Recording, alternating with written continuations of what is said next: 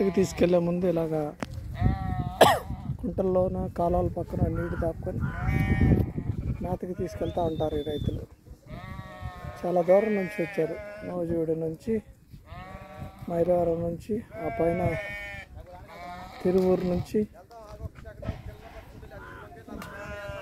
చూడండి మన రైతుల కష్టాలు, పిల్లల కష్టాలు చాలా కష్టమైనవి.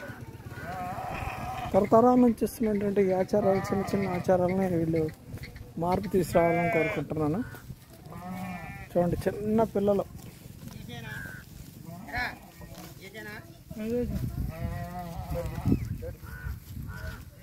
అప్పుడే ఉన్న పిల్లలు.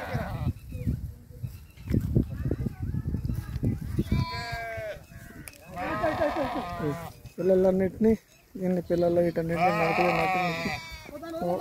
ఒక దగ్గర పెట్టి కుక్కలు రాకుండా, వేరే వాళ్ళు బయట వాళ్ళు రాకుండా ఇలా జాలీల్లో పెట్టి చుట్టూ కంచె పెట్టారు చూడండి.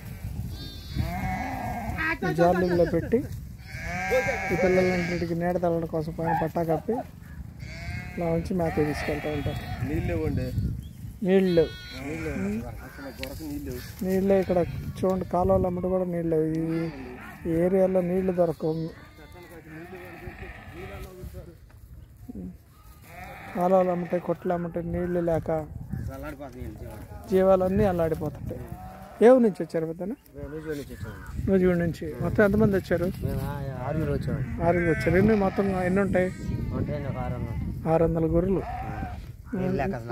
నీళ్ళు లేకపోయినా కానీ ఎంత దూరం తీసుకొని వచ్చి మేత కోసం ఖాళీ పొలాల్లో మేపుతూ ఉంటారు. ఇప్పుడు మెనువులు కోసేసి ఖాళీగా ఉంటాయి కాబట్టి మేత కోసం ఇంత దూరం వచ్చి మేపుతూ ఉంటారు ఈ రైతులు.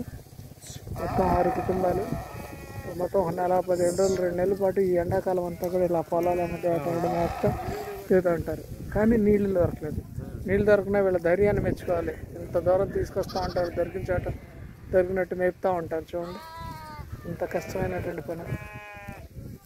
రైతు కంటే కూడా నా ఉద్దేశంలో గొర్రెల రైతులే చాలా కష్టపడుతూ ఉంటారని అనుకుంటాను. ఎందుకంటే సంవత్సరం పొడుగున వీళ్ళు ఎక్కడో దగ్గర మేత కోసం పరిగెడుతూనే ఉంటారు.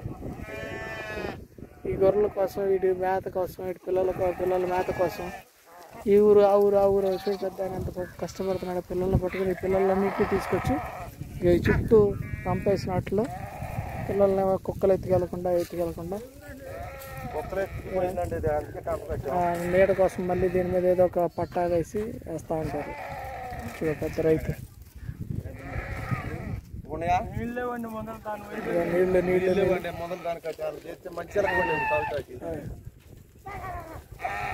చుట్టుపక్కల ఉన్న చెరువుల్లో కూడా చేపలు సాగు చేస్తారు. గొర్రెల చేత నీళ్ళు తాగనివ్వరు, వీళ్ళు తాగనివ్వరు. చెరువుల్లో నీళ్ళన్నా తాగుతాయి అంటే అది కూడా లేదు, ఊరుకోరు రైతులు. కాబట్టి అతి త్వరలో ఈ మార్పులు రావాలి. రైతులు అందరూ కూడా వారి గ్రామాల్లోనే పొలాలు తీసుకొని మంచి సాగు చేసి వీటన్నింటి ఫారాలుగా ఏర్పాటు చేసుకొని ముందు రోజుల్లో మంచి అభ్యున్నతికి వస్తారని కోరుకుంటున్నాం. ఈ వీడియో కనుక నచ్చితే సబ్స్క్రైబ్ చేయండి,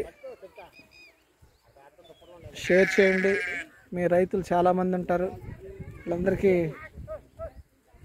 మంచి జరగాలని కోరుకున్నాం.